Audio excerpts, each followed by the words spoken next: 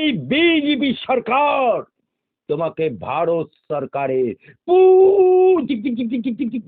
Rail মন্ত্রী করেছিল।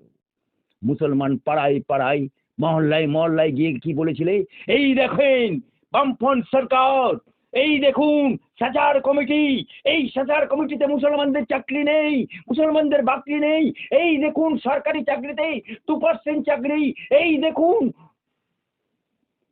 যে সমস্ত মাদ্রাসা আছে, এই দুঃশাসনের সরকার, এই বিজেপি সরকার, এই সাম্প্রদায়িক সরকার, পাশে গুজরাট, সেখানে মুসলমানের বাস 11%। আর বাপের টাকা তোমার বাপ রেখে গেছিল, তোমার খালেপ্পা রেখে গেছিল।